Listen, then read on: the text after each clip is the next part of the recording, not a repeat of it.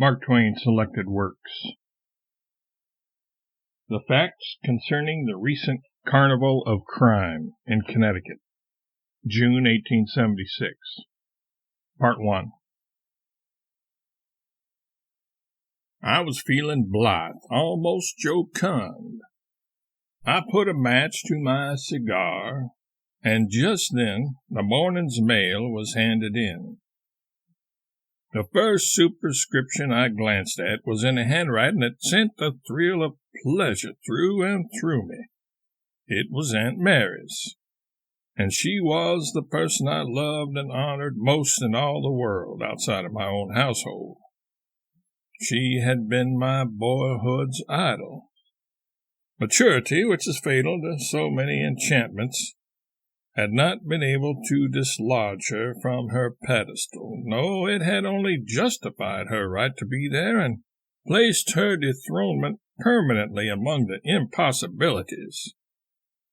To show how strong her influence over me was, I will observe that long after everybody else's "do stop smoking" had ceased to affect me in the slightest degree, Aunt Mary could still stir my torpid conscience into faint signs of life when she touched upon the matter.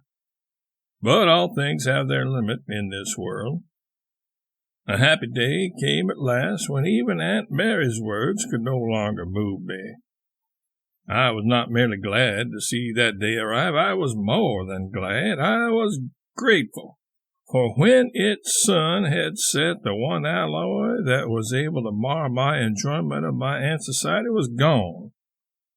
The remainder of her stay with us that winter was in every way a delight. Of course, she pleaded with me just as earnestly as ever, after that blessed day, to quit my pernicious habit, but to no purpose whatever.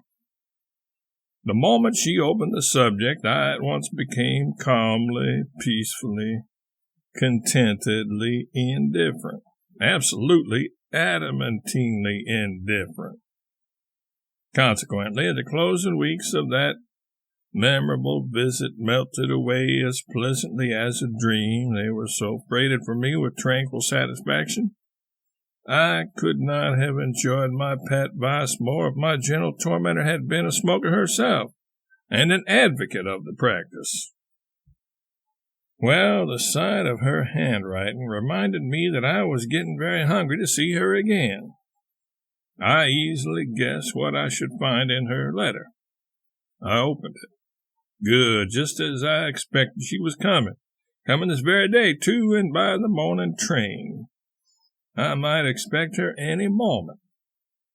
I said to myself, I am thoroughly happy and content now. If my most pitiless enemy could appear before me at this moment, I would freely right any wrong I may have done him.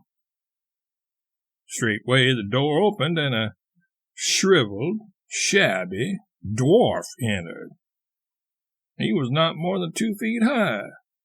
He seemed to be about 40 years old. Every feature and every inch of him was a trifle out of shape, and so, while one could not put his finger upon any particular part and say, "This is a conspicuous deformity," the spectator perceived that this little person was a deformity as a whole, a vague, general, evenly blended, nicely adjusted deformity. There was a fox-like cunning in the face and the sharp little eyes, and also alertness and malice. And yet, this vile bit of human rubbish seemed to bear a sort of remote and ill-defined resemblance to me. It was dully perceptible in the mean form, the countenance, and even the clothes, gestures, manner, and attitudes of the creature. He was a far-fetched dim suggestion of a burlesque upon me, a caricature of me in little. One thing about him struck me forcibly and most unpleasantly. He was covered all over with a fuzzy, greenish mold, such as one sometimes sees upon mildewed bread. The sight of it was nauseating. He stepped along with a chipper air and flung himself into a doll's chair in a very free and easy way, without waiting to be asked. He tossed his hat into the wastebasket.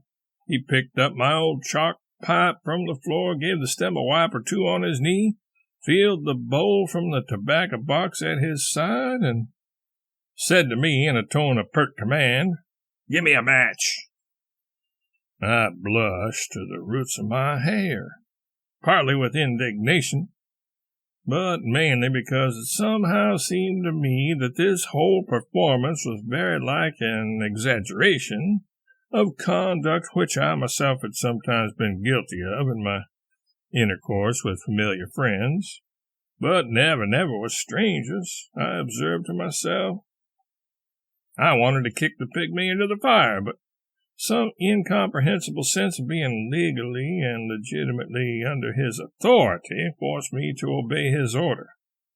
He applied the match to the pipe, took a contemplative whiff or two, and remarked in an irritatingly familiar way, "Seems to me it's a devilish cold weather for this time of year." I flushed again, and in anger and humiliation as before, for the language was hardly an exaggeration of some that I have uttered in my day, and moreover was delivered in a tone of voice and with an exasperating drawl that had the seeming of a deliberate travesty of my style. Now there is nothing I am quite so sensitive about as a mocking imitation of my drawling infirmity of speech. I spoke up sharply and said, "Look here, you miserable ash-cat. You will have to give a little more attention to your manners, or I will throw you out of the window." The mannequin smiled a smile of malicious contempt and security, puffed a whiff of smoke contemptuously toward me, and said with a still more elaborate drawl, "Come. Go gently now. Don't put on too many airs with your betters." This cool snub rasped me all over, but it seemed to subjugate me too for a moment. The pygmy contemplated me a while with his weasel eyes, and then said in a peculiarly sneering way, "You turned the tramp away from your door this morning." I said crustily, "Perhaps I did. Perhaps I didn't. How do you know?" "Well, I know. It isn't any matter how I know." "Very well. Suppose I did turn a tramp away from the door. What of it?" "Oh, nothing. Nothing in particular. Only you lied to him." "I didn't. That is, Yes, but you did. You lied to him." I felt a guilty pang. In truth, I had felt it 40 times before that tramp had traveled a block from my door. But still I resolved to make a show of feeling slandered. So I said, "This is a baseless impertinence." I said to the tramp, "There, wait. You were about to lie again. I know what you said to him. You said the cook was gone downtown and there was nothing left for breakfast. 2 lies. You knew the cook was behind the door and plenty of provisions behind her." This astonishing accuracy silenced me, and it filled me with wonder and speculations, too, as to how this cub could have got his information. Of course, he could have culled the conversation from the tramp, but by what sort of magic had he contrived to find out about the concealed cook? Now the dwarf spoke again. "It was rather pitiful, rather small in you, to refuse to read that poor young woman's manuscript the other day and give her an opinion as to its literary value. And she had come so far, too, and so hopefully. Now, wasn't it?"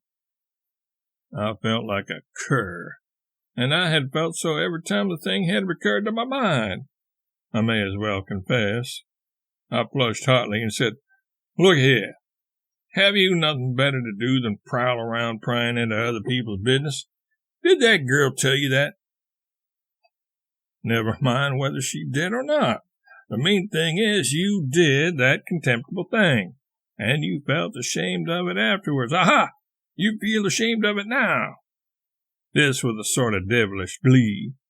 With fiery earnestness, I responded, "I told that girl in the kindest, gentlest way that I could not consent to deliver judgment upon anyone's manuscript because an individual's verdict was worthless. It might underrate a work of high merit and lose it to the world, or it might overrate a trashy production and so open the way for its infliction upon the world.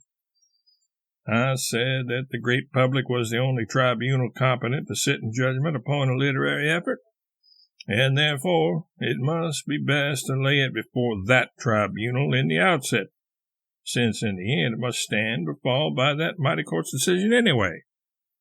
"Yes, you said all that, so you did, you juggling, small-souled shuffler. And yet, when the happy hopefulness faded out of that poor girl's face, when you saw her furtively slip beneath her shawl the scroll she had so patiently and honestly scribbled at, so ashamed of her darling now, so proud of it before, when you saw the gladness go out of her eyes and the tears come there, when she crept away so humbly who had come to— Oh, peace, peace, peace! Blister your merciless tongue! Haven't all these thoughts tortured me enough without your coming here to fetch them back again? Remorse.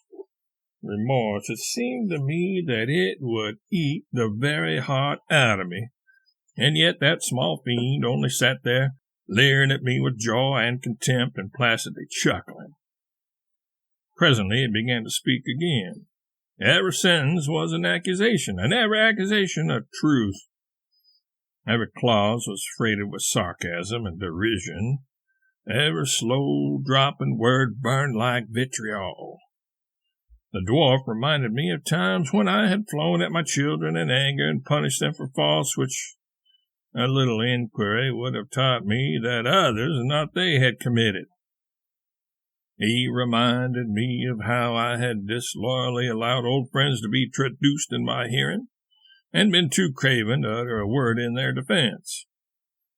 He reminded me of many dishonest things which I had done, of many which I had procured to be done by children and other irresponsible persons, of some which I had planned, thought upon, and longed to do, and been kept from the performance by fear of consequences only. With exquisite cruelty, he recalled to my mind, item by item, wrongs and unkindnesses I had inflicted, and humiliations I had put upon friends since dead, who died thinking of those injuries, maybe, and grieving over them, he added, by way of poison to the stab. "For instance," said he, "take the case of your younger brother. When you two were boys together many a long year ago, he always lovingly trusted in you with a fidelity that your manifold treacheries were not able to shake. He followed you about like a dog, content to suffer wrong and abuse if he might only be with you, patient under these injuries so long as it was your hand that inflicted them. The latest picture you have of him in health and strength must be such a comfort to you. You pledged your honor that if he would let you blindfold him, no harm should come to him, and then, giggling and choking over the rare fun of the joke, you led him to a brook thinly glazed with ice and pushed him in. And how you did laugh! Man, you will never forget the gentle, reproachful look he gave you as he struggled shivering out, if you live 1,000 years. Ah, you see it now. Beast, I have seen it 1,000,000 times, and shall see it 1,000,000 more. And may you rot away piecemeal, and suffer till doomsday what I suffer now for bringing it back to me again." The dwarf chuckled contentedly and went on with his accusing history of my career. I dropped into a moody, vengeful state and suffered in silence under the merciless lash. At last, this remark of his gave me a sudden rouse.